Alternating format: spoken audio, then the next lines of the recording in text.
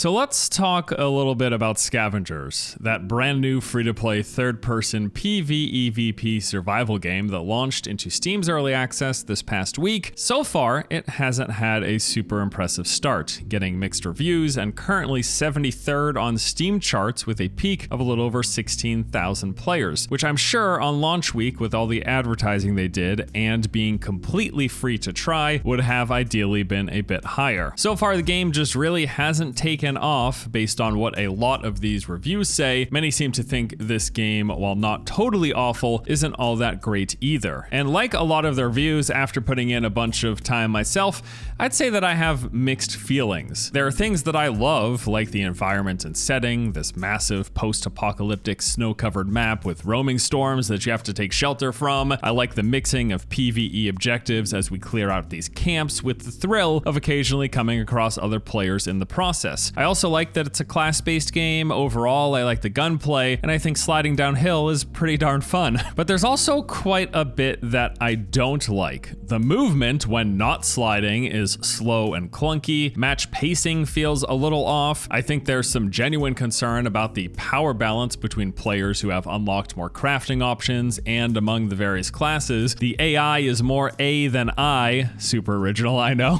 Interacting and looting can be a little bit wonky, and why is there a mobile-esque energy system in my PC shooter? Get this out of here.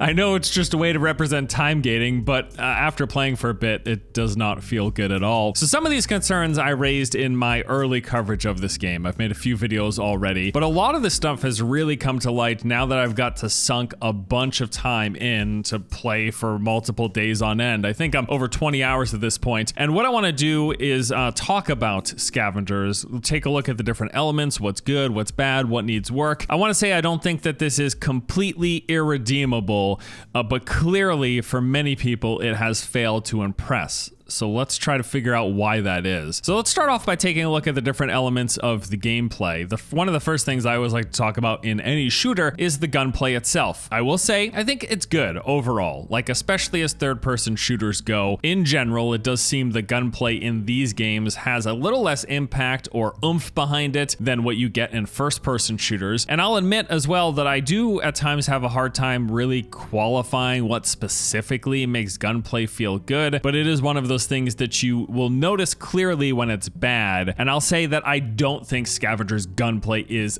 bad. It's a little floaty, it's a little light, it's not super hefty and chunky with your shots, but again, it isn't terrible either. That's gonna be like a running theme through this video. I think though probably the biggest thing when it comes to how gunplay feels is just the game's responsiveness. Like, does your character and weapon do what you expect it to when you hit those inputs? Poor latency in a game can really make gunplay feel bad, and again, personally, I haven't had any of those issues here. I feel like shooting things in Scavengers is fairly enjoyable. Going around, taking out camps, engaging in PvP, it's been decent, it's been good enough. Not the most satisfying shooter I've ever played, but not completely terrible either. Now from the shooting, let's go ahead and move on to the movement. I would say the movement in this game is both bad and good. So the game has this really fun sliding mechanic where basically you can slide downhill and you pick up momentum, you carry speed with you, with this little spin jump at the end that lets you pull that momentum forward, which can really propel you in like pretty impressive distances. It's been really fun sliding downhill and seeing how far essentially I can launch myself forward. I love the way the movement feels in this aspect. The game also has mantling in it, and I would say that their mantling system is fairly robust. It lets you climb onto pretty much any object that you could physically reach while jumping. This has been fairly reliable for me and especially useful for getting around some of the game's larger strongholds or for sneaking up on other players who are trying to complete their own objectives. I've enjoyed the mantling in this game. The problem though is that the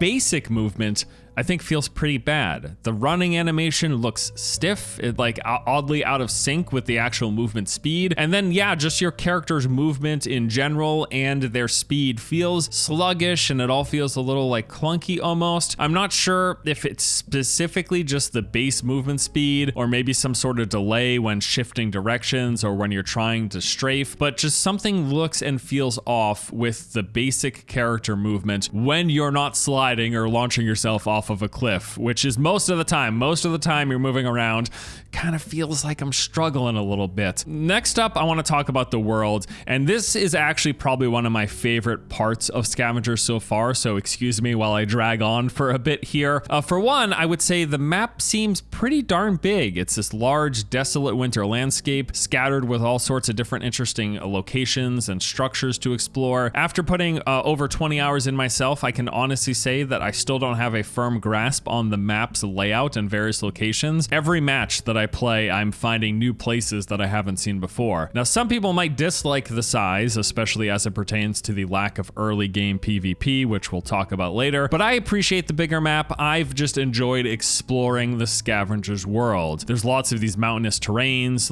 various forests with trees and rocks and wildlife wandering around. All over the place, you'll find these tiny camps with like a couple of dilapidated buildings and like a ramp or two. These are where the tactical stashes can be found, which reward ammo, healing, and useful items, as well as scrap for crafting. And then there are the much larger stronghold locations where the main objectives and data collection takes place. I'd say there's a decent variety of these, and they are significantly bigger and more complex than those stash camps. Some of these stronghold locations just look like a stack of buildings all clumped together, but many of them are actually at fairly interesting locations that will have multiple entry points, and most of these will have several vertical levels to them, which really adds like a depth and complexity to it all. There are things like abandoned fuel depots, the visitor center, which is no longer so friendly to visitors. There's a gladiatorial arena, there's this massive church, the old shopping center. Again, quite a few like distinct locations that I've enjoyed going around, encountering and exploring. And just in general, it's all big. I really like the scale of everything. And yeah, I'm coming across new ones in every match, even 20 hours in. And then when it comes to the world and just the gameplay space, we have to, of course, talk about the storm. This is an ever-shrinking blizzard that will quickly freeze you to death if you're caught out in it. This is pretty identical to how this kind of system works in most battle royale games. The map starts off fully open to explore, and then the storm shrinks in several phases, pushing the remaining players to smaller locations come the end of the match. Visually, also, I love the way the storm is displayed. For one, you can see the clouds constantly roiling and churning in the distance, and if you move closer to the edge of the storm, visibility actually slowly diminishes until you can barely see anything but a few meters in front of your characters. Again, I find it very appealing and immersive how this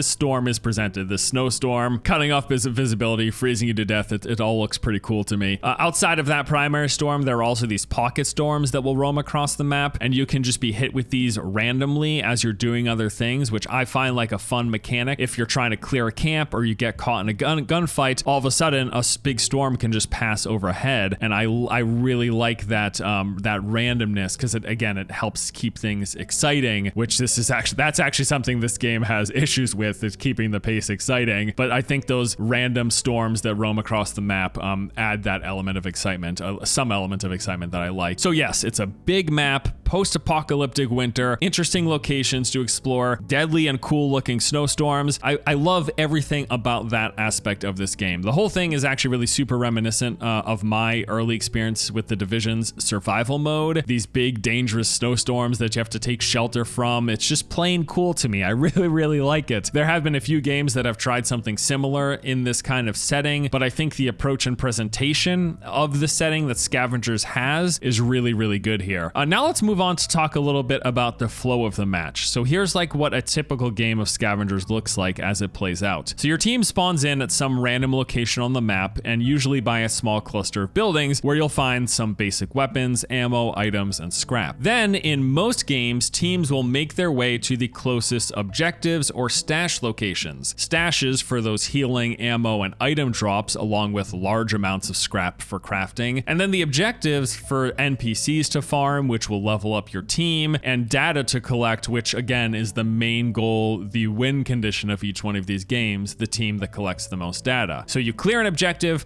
farm some NPCs, level up, open stashes, rinse and repeat. And as your team levels up, and you'll use the scrap that you've collected to start crafting things. One of the most important things is to try to upgrade your shields to the higher tier. You'll also be able to craft your class or wildcard weapons that you've unlocked, as well as any items you've unlocked through the account progression. These are things like throwables like grenades and mines, or any consumables like thermal kits to boost up your body temperature. This entire process is to set you up for the mid and end game. So as the storm closes in, the play space shrinks, but also new high value objectives start popping up around the map. So there'll be supply drops, which will give you rare weapons, or NPC boss fights that reward a ton of data, or there's these orbital debris locations that give bunches of bonus scrap so you can craft a lot of extra things. All of this pushes players not only towards each other because of the smaller play space with the storm closing in, but also these things are highly valuable and people want them. So that means more team fights in which you will need those better shields, weapons, and items for. So the whole early game plays into getting ready for the mid game. But I will say, from match to match, the pacing and just the whole experience can be really, really inconsistent. Because the map is so big, which I enjoy for exploration's sake, it does mean that sometimes you'll go a full 15 to 20 minutes without seeing another team, depending on where you end up and where everyone else ends up and what objectives you go for, which can feel a little boring if you like PvP. On the other hand, if you don't like PvP, this can mean that you start the game enjoying the process of moving from camp to camp, powering up and collecting gear, only to be toasted by those higher skilled and better geared players in the last 5 or 10 minutes. Or on the other hand, in some games, you will get teams that go around specifically hunting for players who are focused on PvE, taking them out. All of this means that depending on what you're looking for from this game, your enjoyment of each match can vary wildly. I think this is an issue that's innate to most of these games that mix PvP and PvE. Now, while I enjoy the combination, it's clearly not everyone's cup of tea based on the reviews that we've seen. If you mostly like PvP or PvE, you might have some fun in some matches, but be really bored in others, and that's kind of what I mean by this inconsistency. Every match can be very, very different in that experience. You really have to be into this combination and having that varied experience from every single match to enjoy this game overall, at least to enjoy its pacing. You know, you don't have to enjoy everything, but to enjoy the pacing, you have to enjoy that mix of those elements, and that mix being quite different every single time you play. If you enjoyed Division Survival, if you enjoyed the cycle, you might enjoy the combo of PvP and PvE in this game. If you didn't like those things, you probably won't like Scavengers for those reasons either. And all of this now brings us into the end of the game. So we had the early game where we collect stuff, we level up, we craft, we get ready for those high value targets, the shrinking play space, and the more likely player encounters in the mid game.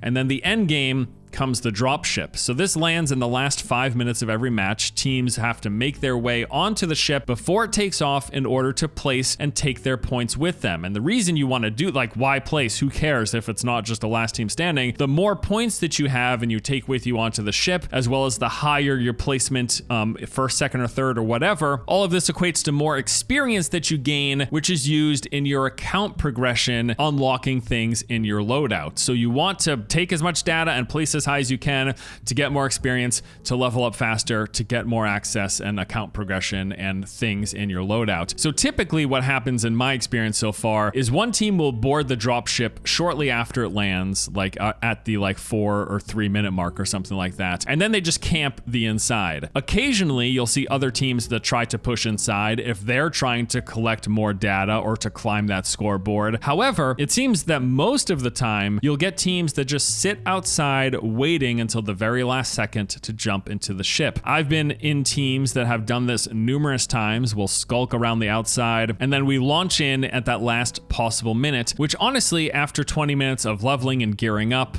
getting into occasional fights. It just feels like sort of an uneventful way to wrap everything up, but it's effective, so people do it, myself included. Players don't always like do what's most enjoyable in games. A lot of times players will do what's more efficient, and I think that sort of situation is being brought up with the way this dropship thing works. In fact, what's interesting here is even if you're super interested in PvP, you're inside the ship, you decide to camp there and get in fights with anyone who tries to come in, you could be in some of the most intense last-minute fights, and then they just abruptly end when the timer reaches 0. It doesn't matter if like there was this clutch moment where you were just about to res your teammate or you were taking out the last opponent of an enemy team. It all just ends abruptly, immediately, just stops. It stops when the timer reaches 0. And it's super, it's just a killjoy. There's no like overtime mechanic or an actual feeling of victory. It's like, okay, I made it on the ship, the timer reached 0, here we go. I appreciate that they're trying to do something unique rather than just having a full PvP deathmatch last team standing. But at the same time, the end of round can feel really anticlimactic. I think there are a few things they could do to address this. Like one simple idea would be to push the storm closer to the dropship itself, making it dangerous to just camp outside. Like unless you're in cover or have a ton of thermal boost, you could freeze to death, which would then push players into the ship, meaning more PvP. I'm actually surprised that it doesn't work that way. But at the same time, I've heard the argument that the way it is right now is to support different playstyles. So for the people who don't want to PvP, they can just avoid it and still place well if they farmed enough data points and do sneak onto the ship last minute. But I also wonder if players don't want to PvP, then why play a game with PvP? I don't want to say just go play another game if you don't like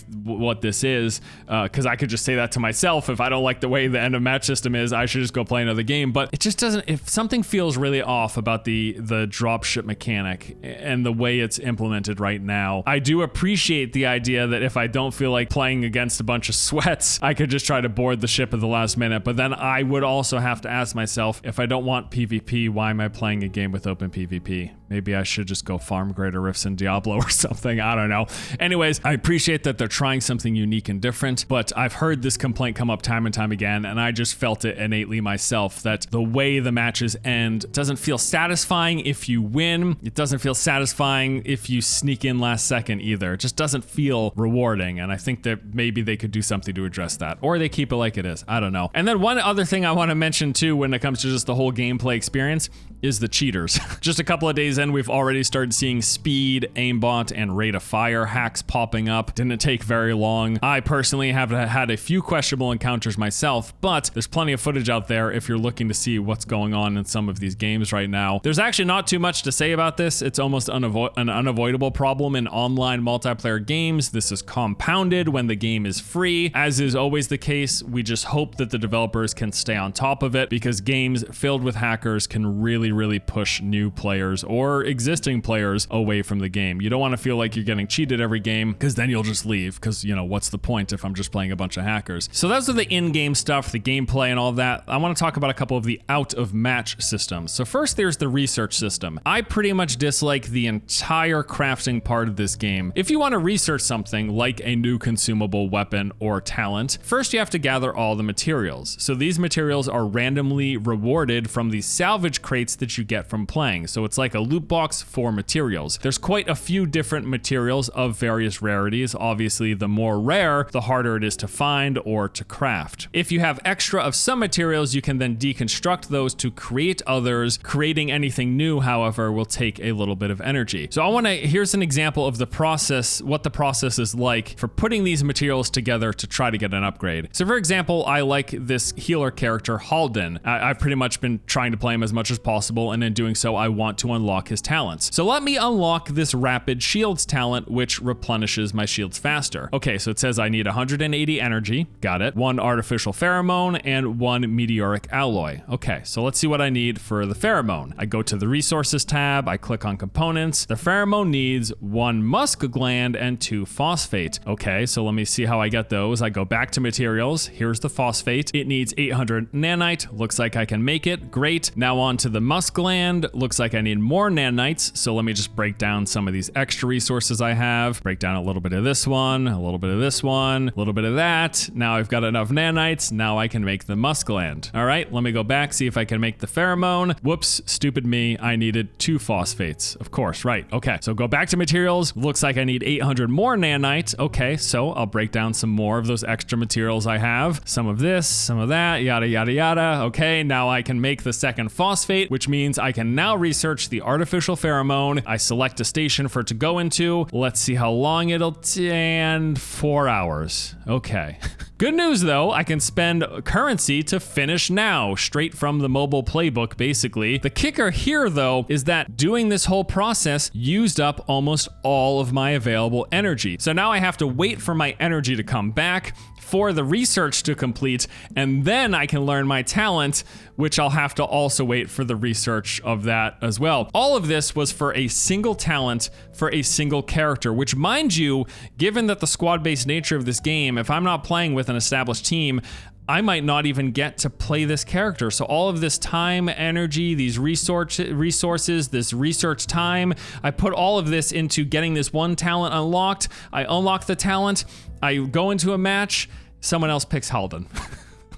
What the? Just the whole system just feels bad and needlessly complex with various resources, currencies, research times, and the energy system. I get that all of this was just a fancy way of presenting time gating. Time gating power in these games is totally normal. This happens all the time. I just think the approach that they're taking here is a little off-putting. I would much prefer if they just kept it simple. Have the unlocks of items, weapons, and talents just be tied directly to your account level and to your character level. So if you hit a threshold, you unlock a new weapon, you unlock a new talent. There are character levels for each of these explorers. Why not just unlock the talents with some base in-game currency that I can convert all of my materials into, and then I just, like, when I reach Halden level 15, I can spend whatever 1,000 nanites and I get that talent, instead of doing this whole, like, okay, I need to make this, I need these materials, to make those materials, I need these materials, I make those, I combine those, I deconstruct those,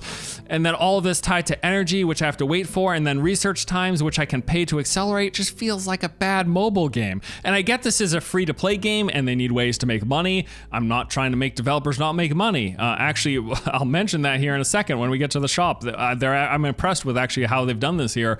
But all this research stuff, it feels like a bad mobile game, basically, the way it's presented.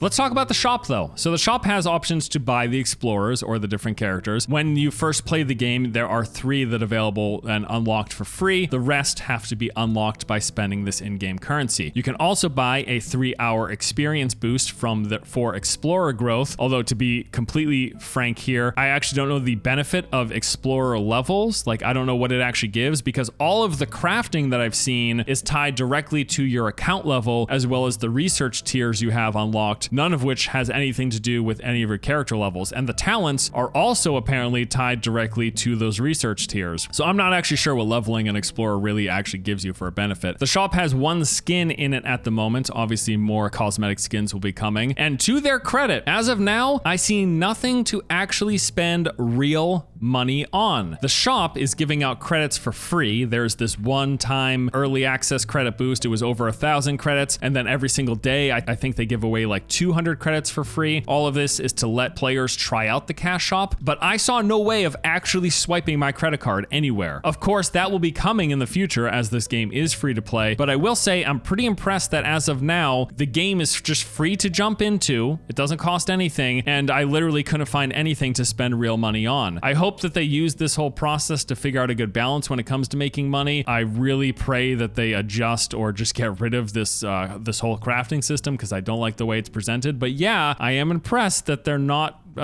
taking credit card transactions right now. So to wrap this whole thing up, I will say that, again, I'm kind of torn on this game. There are things that I really do like. Again, I think the gunplay is decent. It feels good to go around and shoot things in this game. I absolutely adore the world, the theme, the setting, the big snow-covered map, the snowstorms, the fact that the map is so huge, and even after 20 hours, I feel like I barely know it or that I've seen every single point of interest. I enjoy the movement while sliding. I like like the mantling system, but I really dislike the basic character movement. I really don't like the general flow, I think, and the pacing of the matches feels a little inconsistent. The end of match system with the dropship takeoff is really anticlimactic and unsatisfying, and I hate pretty much everything about what they've presented with this crafting system. There's some things that I think could need some improvement. I think interacting and looting has also felt inconsistent. Sometimes it just doesn't seem to work or is buggy. The AI, like I mentioned, isn't that smart. This isn't game breaking for me, but it would be nice if they weren't just looking at you and shooting. Reloading also feels awkward. I didn't mention this in the bulk of the video, but yeah, I'd like at least an indicator that shows you the reload progress. I can never judge when my weapon's been reloaded unless I just wait like an extra second or two. I also had some performance issues with every match, getting slight dips in FPS, but this is actually, as I mentioned in prior videos, this has been ironed out over time. It's gotten better with more and more updates, so we hope that continues. And I want to say also, as like a wish list item, give me solo mode. I feel like I'd play this game a lot more if it had a solo mode. I know we've got classes with, and it's kind of like a team-based, but with the whole PvEVP combination, I think solo play could be super fun in this game, and I would personally love to see it. I don't know if it's going to happen, but I would like to see it. Overall, I would almost echo what my friend Mr. Fruit said about Scavengers. Very whelmed. There are aspects of this game that after putting 20 hours in, I do really, really like. Nothing is glaringly bad, but it just doesn't all quite come together to be super appealing or something that I want to just keep playing non-stop. I don't hate it, but I'm not obsessed either. I think that in order to tilt the scales in the direction of a more positive impression from the community and from players, there need to be some big improvements to how the game feels, be it some of the combat or the game's movement in general, the game's performance, the pacing of matches, and again, I am totally not convinced that the end of match system should stay the way that it is. With all that said, this is early access for a reason. This does not look like a release, cash out, make a bunch of money, and then abandon the game situation, especially since it's completely free. And I saw no way of spending money. I literally could not give them a single cent if I wanted to from what I saw. And I probably would have, because yeah, I've played 20 hours. I've had a reasonably good time. I'm probably going to keep playing a little bit more. I think after I make this video, I'm still going to keep playing for a little while. I probably would have given them at least like 10 or 20 bucks or something. I would have unlocked some stuff. Can't even do that right now. So it seems clear with how they're presenting this early access release that they want to release a good game. They're not just looking to cash out. And I hope they can do it. I hope they can turn this around because these early impressions have been so underwhelming, it seems, because I love the premise, I love the setting, and I like the idea and that combination of the PvE and PvP elements. So yeah, there's a look at Scavengers. There's what I think of my early access impressions. Hope you guys enjoyed the video. Let me know what you think of the game. Love to hear your thoughts here, and I'll see you guys in the next one, all right? Take it easy.